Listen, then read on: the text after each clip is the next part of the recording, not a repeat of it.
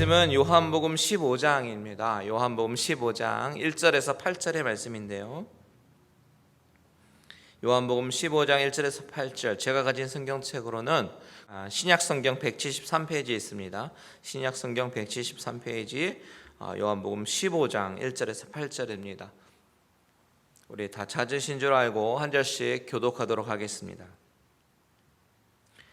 나는 참 포도나무요 내 아버지는 농부라. 물은 내게 붙어 있어 열매를 맺지 아니하는 가지는 아버지께서 그것을 제거해 버리시고, 물은 열매를 맺는 가지는 더 열매를 맺게 하려 하여 그것을 깨끗하게 하시느니라. 너희는 내가 일러준 말로 이미 깨끗하여졌으니 내 안에 거하라. 나도 너희 안에 거하리라. 가지가 포도나무에 붙어 있지 아니하면 스스로 열매를 맺을 수 없음 같이 너희도 내 안에 있지 아니하면 그러하리라. 나는 포도나무요 너희는 가지라. 그가 내 안에 내가 그 안에 거하면 사람이 열매를 많이 맺느니 나를 떠나서는 너희가 아무것도 할 수 없음이라. 사람이 내 안에 거하지 아니하면 가지처럼 밖에 버려져 마르나니 사람들이 그것을 모아다가 불에 던져 사르느니라. 너희가 내 안에 거하고 내 말이 너희 안에 거하면 무엇이든지 원하는 대로 구하라. 그리하면 이루리라. 너희가 열매를 많이 맺으면 내 아버지께서 영광을 받으실 것이요 너희는 내 제자가 되리라. 아멘. 잠시 기도합니다. 하나님, 이 시간에 생명의 말씀이신 우리 하나님의 말씀을 듣는 시간입니다. 하나님, 여느 때와 다르게 우리의 영적인 이해력을 우리 하나님께서 더하여 주시고 하나님의 생명의 말씀을 우리 귀에 들려지게 하시며 그 말씀을 듣고 순종하며 나아갈 수 있는 우리들 되게 하여 주시옵소서. 껍데기 신앙생활이 아니라 마음의 중심으로 우리 하나님을 사랑하고 섬기며 그의 뜻대로 살아가기에 부족함이 없는 우리 모든 갈릴리 은혜교회 성도님들 되게 하여 주시옵소서. 주님께서 말씀하실 때 듣게 하여 주실 줄 믿사오며 예수님의 이름으로 기도합니다. 아멘. 아멘. 우리는 요한복음 강해로 요한복음에 있는 말씀을 듣기 시작한 지 벌써 한 1년 반이 지난 것 같습니다. 요한복음 전체 내용을 쭉 보니까요, 우리 12장에 나오는 예루살렘 입성 전까지의 이야기는 주로 많은 스토리들을 중심으로 이야기가 전개되었습니다. 예수님께서 병자를 고치신 이야기, 표적을 베푸신 이야기, 또한 예수님을 따라온 대중들을 향한 가르침, 그리고 유대인들과 바리새인들 향한 논쟁과 가르침, 이런 이야기들을 중심으로 해서 계속해서 우리가 살펴보았습니다. 그런데 입성하시고 난 이후에 13장 이후부터 나오는 13장에서 16장까지 이어지는 이 다락방 강화의 내용은 스토리 중심이 아니라 예수님께서 제자들을 향해서 가르치시는 교훈 중심에 관한 이야기입니다. 이 말씀은 수차례 말씀드렸지만 예수님을 잘 모르는 사람이라든지 아니면 예수님을 믿어보려고 작정하는 어떤 초신자들을 향한 말씀이라기보다는 예수님을 이미 믿고 따르기로 작정하고 어느 정도 헌신하며 살고 있는 제자의 길을 걷고 있는 그런 기존의 성도들에게 더 적용하기 적합한 말씀으로 이해해도 좋을 것 같습니다. 이 다락방 강화가 놀라운 것은 이 가르침의 내용이 다른 복음서와 비교했을 때 다른 복음서에 나와 있지 않는 요한복음만의 아주 독특하고 디테일하고 아주 자세한 그런 이야기와 교훈들이 있기 때문에 이 다락방 강화가 아주 놀라운 이야기입니다. 지난 다락방 강화 이야기들을 좀 회상해 보면요, 주님은 나는 길이요 진리요 생명이다 라고 말씀하셨고, 그리고 내 이름으로 구하면 무엇이든지 이루리라 라고 말씀하셨습니다. 뿐만 아니라 주님은 다시 보내실 보혜사 성령님에 관해서도 말씀하셨고요, 바로 지난 시간에 나누었던 평강에 관한 이야기도 말씀하셨죠. 그 모든 가르침이 너무나도 섬세하고 심오하면서 깊은 가르침들이었습니다. 그러면서 14장 맨 마지막에 보면요, 일어나라, 여기를 떠나자 라고 말씀을 하시고 그 자리를 떠나십니다. 이제 겟세마네 동산으로 이동하시면서 주님께서 15장의 말씀을 하신다라고 볼 수도 있고요. 아니면 떠나자고 말씀하시면서 그 이어서 그 자리에서 계속해서 말씀하신 것이라고도 볼 수 있습니다.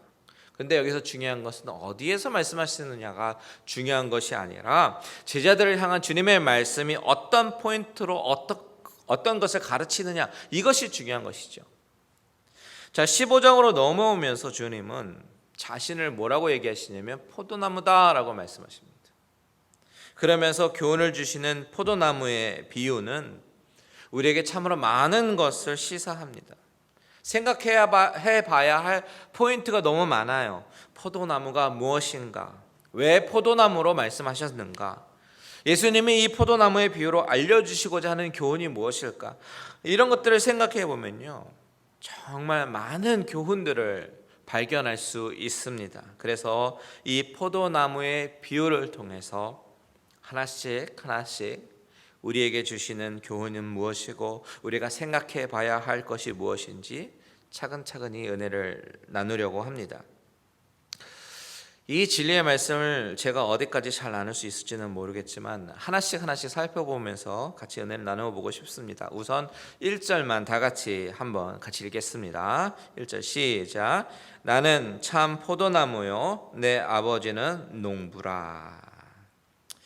저는 이 말씀을 읽으면서 제일 먼저 저의 눈을 사로잡았던 단어가요, 바로 참이라는 단어입니다. 주님은 지금 제자들에게 당신이 참 포도나무다라고 말씀하십니다. 요한복음의 특유한 에고에이미 화법, 즉 나는 무엇이다 라고 말씀하신 것의 7번째입니다. 자신을 빗대어서 나는 무엇이다 라고 말씀하셨는데 오늘은 나는 포도나무다 라고 말씀하셔요.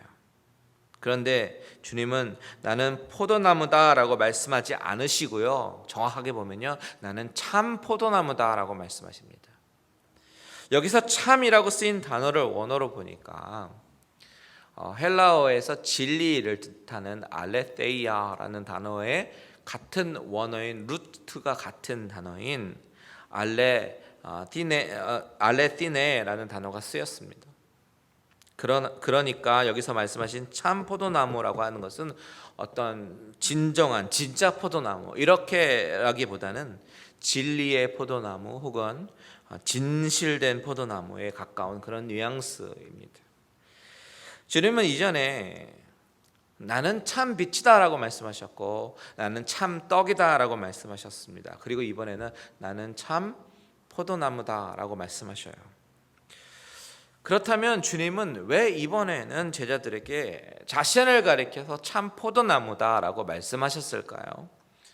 주님이 참이라고 말씀하실 때는 참이 아닌 것이 있기 때문이겠죠.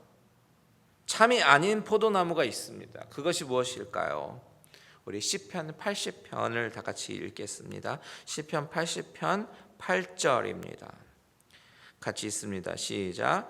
주께서 한 포도나무를 애굽에서 가져다가 민족들을 쫓아내시고 그것을 심으셨나이다. 자, 구약 성경에 보면 계속해서 포도나무에 관한 말씀을 이곳저곳 다른 여러 본문에서 말하고 있는 것을 보는데요, 결정적으로 시편 80편에서 말하고 있는 포도나무를 보면 그 포도나무가 무엇을 가르치고 있는지 알 수 있습니다. 8절에 보니까 주께서 한 포도나무를 애굽에서 가져다가 민족들을 쫓아내시고 그것을 심으셨다라고 이야기합니다. 여기서 포도나무는 이스라엘 백성들을 의미합니다. 시편 기자는 이스라엘 백성들을 포도나무에 비유하고 있습니다. 구약 성경에서 말하고 있는 이 포도나무는 정말 팔레스틴 지방에서는 아주 중요한 과일나무이죠. 포도나무가 어떤 나무입니까? 그 나무 자체로는 아주 볼품이 없는 나무예요. 덩쿨나무니까 무엇인가에 기대야만 자랄 수 있었고, 그리고 그 나무 자체로는 어떤 가구를 만들 수도 없는 볼품도 없지만요, 포도나무의 묘미가 무엇입니까? 바로 거기에서 나오는 열매만큼은 아주 기가 막힙니다. 이 포도 열매는 많은 사람들에게 사랑을 받는 열매입니다. 특히 그 지방 사람들에게 있어서는 그 더운 지방에서 포도를 먹고 포도주를 만들어서 먹을 때는 아주 큰 기쁨과 아주 행복감을 안겨다 줄 것입니다. 가나안 혼인잔치, 거기서도 포도주 이야기가 나왔고 주님이 다락방 강화를 시작하시면서 제자들에게 떡과 포도주를 또 나눠주셨습니다. 이렇게 팔레스틴 지방에서는요, 아주 포도나무가 중요한 나무입니다.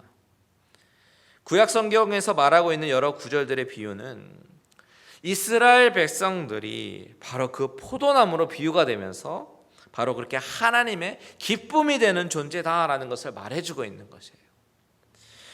그래서 시편에서 말하고 있는 것처럼 하나님은 그들을 애굽에서 가나안 땅으로 옮겨 심으셨습니다.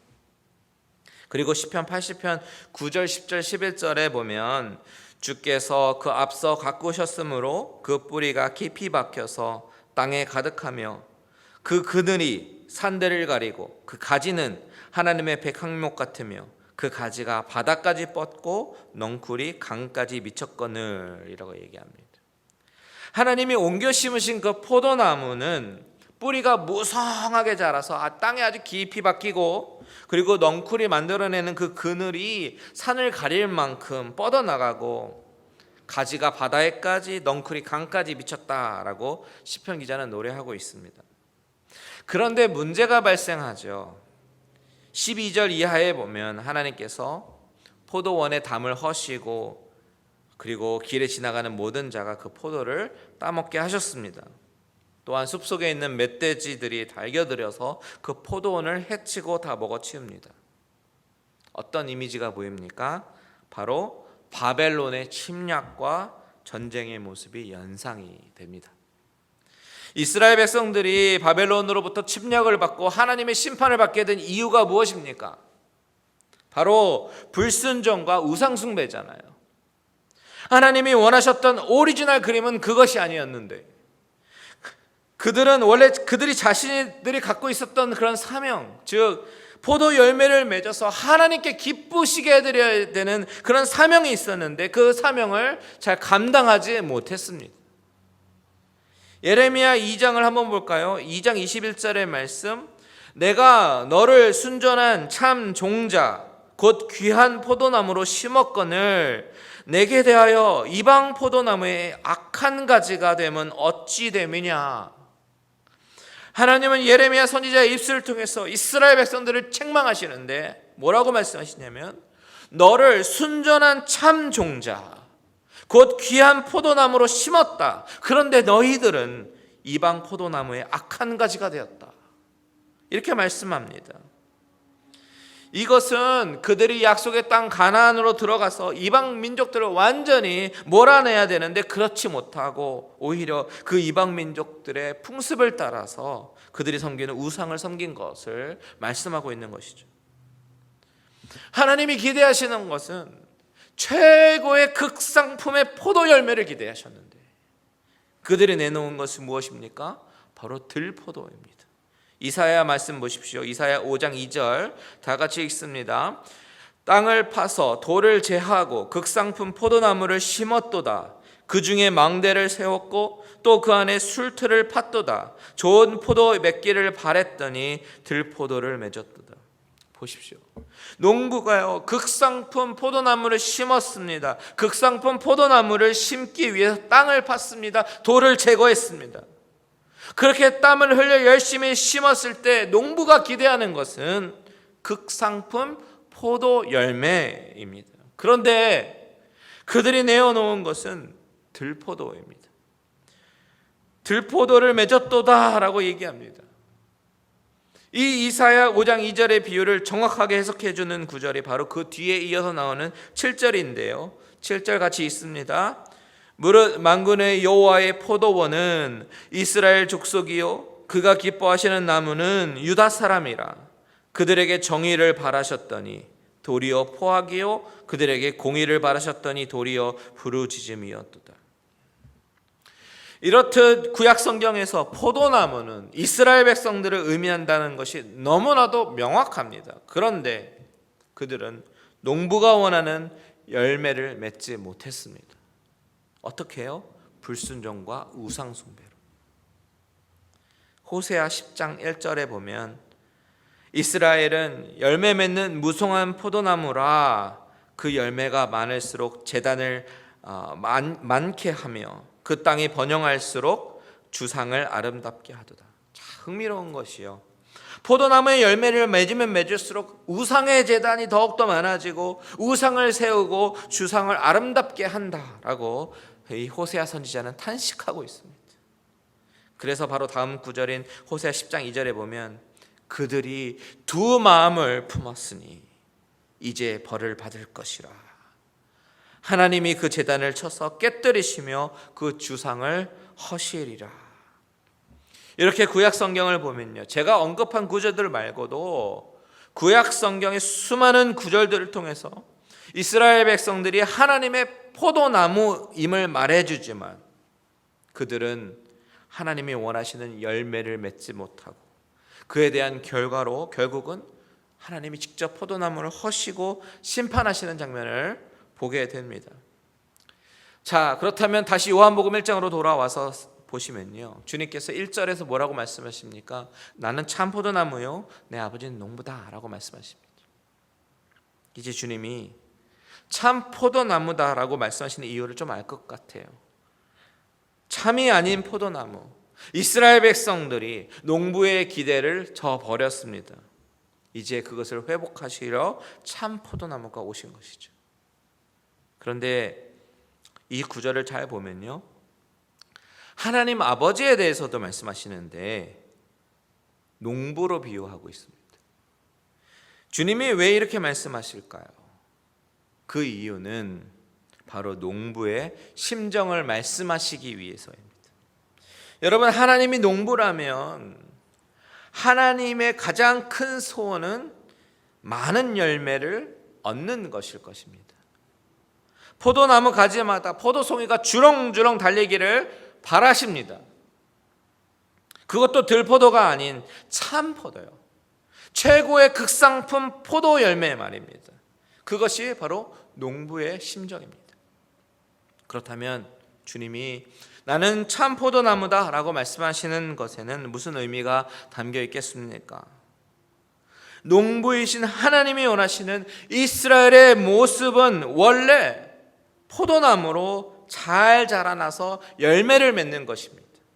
그런데 포도나무는 담장 넝쿨이잖아요. 담장 넝쿨이 자랄 때는 담장이 있어야 됩니다. 즉 하나님이 원하신 원래의 모습은 담장이신 하나님께 기대어서 하나님과 더불어 자라나고 그 안에서 많은 열매를 맺는 것입니다. 그런데 그들은 그 농부의 기대를 저버렸습니다. 기대를 저버린 정도가 아닙니다. 오히려 배신을 했습니다. 열매를 맺으면 맺을수록 이방신을 섬기고 있습니다. 이것을 우리가 요즘 살펴보고 있는 9시 기도의 본문 로마서식으로 표현하면요, 로마서 1장 21절 23절 보면 하나님을 알되 하나님을 영화롭게도 아니하며 감사하지도 아니하고 오히려 그 생각이 허망하여지며 미련한 마음이 어두워졌나니 스스로 지혜 있다 하나 어리석게 되어 썩어지지 아니하는 하나님의 영광을 썩어질 사람과 새와 짐승과 기어다니는 동물 모양의 우상으로 바꾸었느니라. 바로 이것이죠. 주님의 요한복음 15장에서 하신 말씀, 나는 참 포도나무다 라고 말씀하신 이유는요, 결론부터 말씀드리면 결국 원래 포도나무인 이스라엘 백성들이 열매를 맺어서 하나님을 기쁘시게 하는 것을 실패했지만 내가 참 포도나무이기 때문에 너희는 나에게 붙어 좋은 가지가 되어서 내가 만들어내는 열매 송글송글 맺는 나뭇가지가 되어라 라는 이야기를 주님이 하고 싶으시기 때문입니다. 본문에서 주님께서 말씀하실 때에 이스라엘 상태는 스스로 좋은 열매를 맺지 못하는 상태가 되어버렸습니다. 그런데 주님이 참 포도나무 비유를 통해서 누구에게 붙어 있어야 하고 어떤 열매를 맺어야 하는가에 대한 솔루션을 주시고 계시는 거예요. 그런데 이 말씀이 중요한 이유는 바로 이 말씀이 바로 이스라엘 민족에게만 해당하는 말씀이 아니라 신약 시대를 살아가고 있는 주님의 몸된 교회인 저와 여러분들 모두에게 하시는 말씀이기 때문에 이 말씀이 참으로 중요한 것입니다. 여러분, 우리는 원래 농부이신 하나님이 원하시는 열매를 맺어야 하는 존재로 창조되었습니다. 그렇게 열매 맺는 것으로 하나님을 기쁘시게 해드려야 합니다. 그런데 여러분, 그 사명 잘 감당하고 계십니까? 혹시 들포도 내고 있지는 않습니까? 주님이 지금 참 포도나무 비유를 말씀하신 이유는요, 우리는 주님 없이 우리 스스로 우리의 의와 우리의 거룩과 생명과 진리를 만들어낼 수 없기 때문에 누구에게 붙어 있어야 된다는 말씀하고 계시는 거예요? 바로 참 생명과 진리가 되신 예수 그리스도, 참 포도나무이신 예수 그리스도에게 붙어 있어야 열매를 맺을 수 있다라는 것을 말씀하고 계시는 것입니다. 오늘 본문 1절과 2절을 다시 한번 보십시오. 같이 한번 읽겠습니다. 시작. 나는 참 포도나무요 내 아버지는 농부라.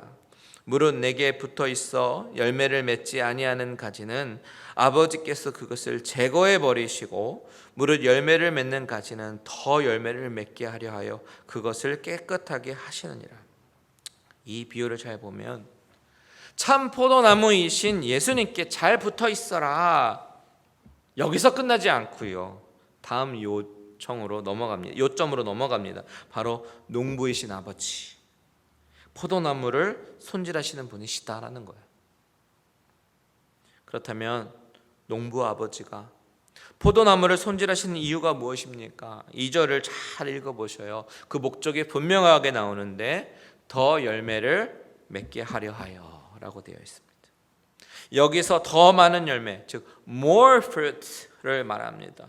이 구절, 여기에서 우리가 주목해야 할 두 가지가 있는데요, 첫 번째는 아버지께서 열매를 맺지 아니하는 가지마다 다 제하여 버리신다라는 사실입니다.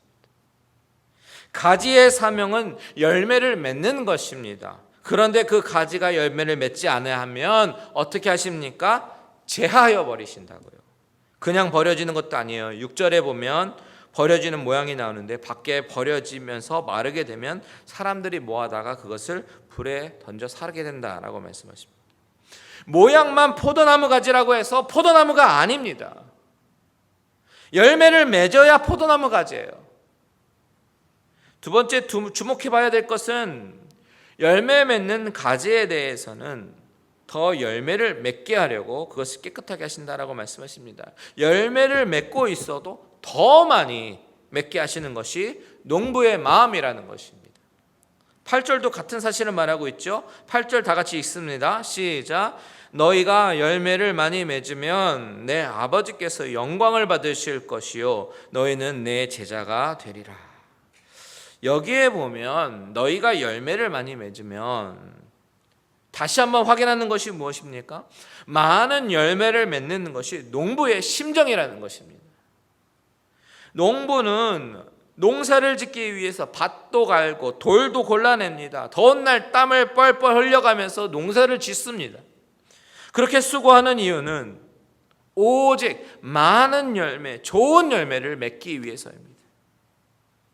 우선 이 부분은 좀 다음 주에 더 살펴보려고 하는데요, 그 전에 먼저 이 사실만을 놓고 한 가지 우리 삶에 적용해 보길 원하는 것이 있습니다. 농부 되신 하나님, 그 하나님이 우리에게 원하시는 것은 우리를 통해 나타나는 열매들이라는 사실이죠. 하나님은 제자적 성도들, 즉 예수 믿기로 작정하고 헌신하고 제자의 삶을 살아야 하는 우리들이 예수 믿습니다라는 고백으로 끝나는 것을 원하지 않으신다는 사실이죠. 주일 예배 잘 드렸습니다 하고 일주일 동안 다시 세상에 나가서 세상적인 방법으로 살다가 다시 주일날 돌아와서 1시간 예배 드리고 다시 세상적으로 살고, 이런 삶을 반복하는 걸 원하지 않으십니다. 그런 기초적인 신앙생활에서 한 단계 더 나아가서 열매를 맺을 만한 신앙을 원하신다라는 사실이에요. 하나님의 입장에서 보면 저와 여러분들은 어떤 사람이냐면 바로 풍성한 열매를 기대할 만한 극상품 포도나무 가지들입니다. 그렇기 때문에 농부이신 하나님은 저와 여러분들의 삶을 통해서 많은 열매를 맺고 그것으로 하나님께 영광 돌리기를 원하셔요. 이것이 농부이신 하나님의 마음입니다. 여러분, 여기서 우리가 스스로 생각해 봐야 할 심각한 질문이 한 가지 있습니다. 만약에 지금 당장 농부이신 하나님이 여지껏 맺은 열매를 보이라라고 하신다면 보여드릴 것이 있습니까? 하나님이 원하시는 열매라는 것이 무엇이에요? 예수님이 나무잖아요. 우리는 가지고, 그렇다면 우리가 맺은 열매는 예수님으로부터 나오는 진액을 먹고 맺는 열매입니다. 즉 예수님의 성품이 나의 성품이 되어가는 것입니다. 예수님 닮아가기에 조금씩 노력하면서 성령의 9가지 열매, 사랑, 희락, 화평, 오래 참음, 자비, 양성, 충성, 온유, 절제, 이런 열매들이 우리 삶 가운데 주렁주렁 열리고 무엇보다도 생명의 열매, 안 믿는 사람들에게, 예수님을 모르는 사람들에게 예수 그리스도를 소개해주고 예수 그리스도께 접붙이게 하는 것, 내가 직접 못하더라도 선교사님들을 위해서 기도하고 물질로 후원하고 선교를 돕는 것, 이것이요 하나님이 원하시는 열매입니다. 여러분, 오늘 본문의 핵심은 예수님은 참 포도나무시라는 것입니다. 진짜 가짜의 참이 아니라 완전하시고 진리이신 포도나무이십니다. 그 나무에 붙어 있어서 그 분이 주시는 그 자양분을 먹고 자라나면 열매를 맺을 수밖에 없습니다. 만일 여러분이 스스로 생각하기에 맺고 있는 열매가 없다고 생각이 드신다면요, 진리이신 참 포도나무 예수 그리스도에게 온전히 접붙어 있지 않다라는 증거예요. 여러분, 예수님께 꼭 붙어 계십시오. 여러분, 우리 갈릴리 은혜교회 성도님들은 농부이신 하나님을 실망시켜드려서는 절대로 안 됩니다. 이 지역에서 하나님이 우리 교회를 세우셨을 때에 반석 위에 세우시고 흔들리지 않게 하셨고 우리 교회로 하여금 많은 열매를 맺기를 원하신다는 아버지의 마음을 기억하십시오. 저는 저와 여러분 모두가 어떻게 해서든 진리의 포도나무, 참 포도나무이신 예수님께까지 꼭 잘 붙어 있어서 아주 달콤한 포도 열매를 주렁주렁 맺게 되시기를 바랍니다. 8절 마지막으로 다시 한번 읽겠습니다. 8절 시작. 너희가 열매를 많이 맺으면 내 아버지께서 영광을 받으실 것이요 너희는 내 제자가 되리라. 이 나뭇가지의 사명을 잘 감당하시는 저와 여러분들 되시기를 바랍니다. 하나님 아버지의 영광을 돌려드리고 제자가 되어서 하나님 나라의 확장에 귀하게 쓰임받는 저와 여러분들 되시기를 주님의 이름으로 축원드립니다. 아멘. 우리 다 같이 자리에서 일어나셔서 찬양하고 기도하겠습니다. 찬송가 십자가를 질 수 있나 찬양하고 기도하겠습니다.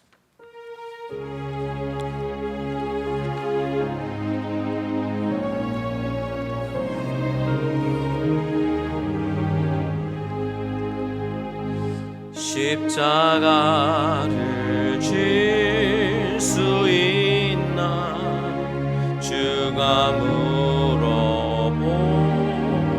때 죽기까지 따르오리 성도 대답하였다.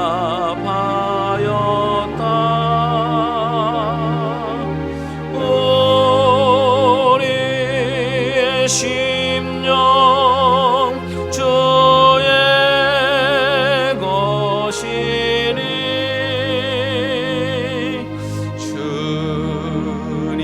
주님의 영상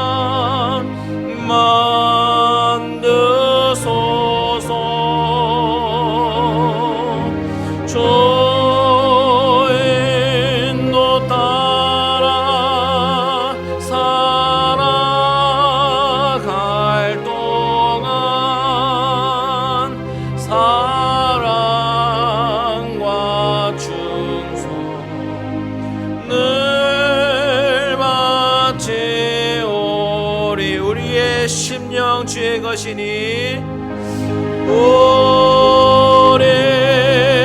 심령 주의 것이니 닿은 힘의 영상 만드소서.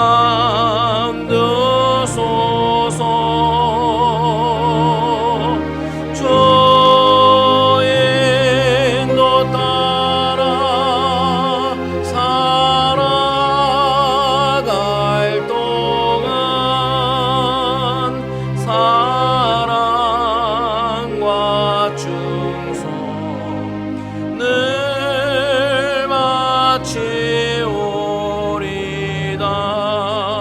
우리 이제 다 같이 기도합니다. 우리는요 참 포도나무신 예수님께 꼭 붙어 있어야 됩니다.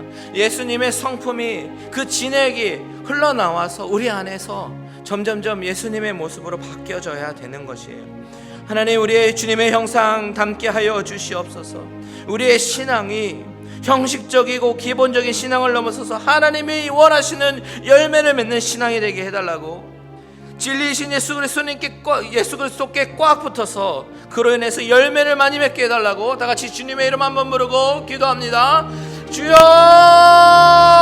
하나님 아버지, 주님의 영상 남게 하여 주시옵소서. 아버지, 참 포도나무이신 예수 그리스도께 아버지 꽉 잘 붙어서 아버지 하나님 그리스도께 나오시는 그 진액이 아버지 나에게 흘러넘치게 하시고, 아버지 하나님 정말 생명의 열매, 아버지 하나님 성령의 열매들을 맺어 나가며 하나님을 기쁘시게 해드린, 농부이신 하나님을 기쁘시게 해드린 우리들의 모습 되게 하여 주시옵소서. 아버지, 우리의 영상은 아버지 하나님 죄인된 영상이지만 아버지 예수 그리스도의 접붙임을 받아 아버지 하나님 그로부터 나오는 참 포도나무의 진액을 받게 하시고, 아버지 그 안에 거할 때에 하나님이 주시는 그 풍성한 은혜와 긍휼 안에 거할 때에 아버지 하나님 우리가 겨우겨우 주어진 그런 신앙생활을 감당하는 것이 아니라 날마다 성장하며 예수에서 닮아가기 힘쓰는 우리들의 모습 되게 하여 주시옵소서. 아버지 하나님, 우리를 사용하시는 하나님께 감사와 영광 올려드립니다.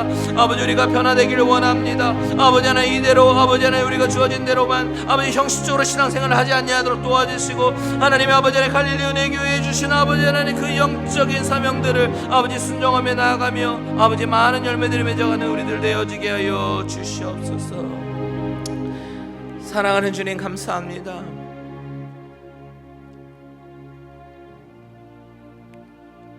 참되지 않은 그런 나뭇가지들을 참되신 포도나무 대신 예수 그리스도의 접붙임하게 하여 주셔서 예수 그리스도로부터 나오는 진액을 먹게 하시고, 또한 열매를 맺으며 나아갈 수 있도록 인도하심에 참으로 감사를 드립니다. 하나님, 오늘 말씀을 기억하면서 우리가 형식적인 신앙생활, 아주 기초적인 신앙생활에서 벗어나게 하시고 농부이신 하나님 아버지의 마음을 가지고 그 마음을 헤아려 열매를 맺는 그런 삶이 되게 하여 주시옵소서. 그것도 참 포도나무의 열매, 정말 주렁주렁 극상품의 포도나무 열매를 맺어 농부이신 하나님을 기쁘시게 하고 주님의 제자가 되어져가는 우리들의 모습이 되게 하여 주시옵소서. 우리 갈릴리 은혜교회를 세우셨사오니 우리 교회를 통해서 하나님이 세우신 비전을 이루게 하시고 하나님의 나라의 확장을 위해서 기사용하시는 그런 교회가 되게 하여 주시옵소서. 이제는 우리 주 예수 그리스도의 은혜와 하나님 아버지의 지극하신 사랑하심과 성령님의 감화감동 위로 교통 충만케 하신 은혜가 예수 그리스도께 꼭 붙어서 예수 그리스도를 닮아가기에 원하고 노력하는, 그래서 열매를 맺어가기를 소원하는 모든 심령들과 가정들과 하시는 모든 일들 위에 이제로부터 영원토록 함께 계실지어다. 아멘.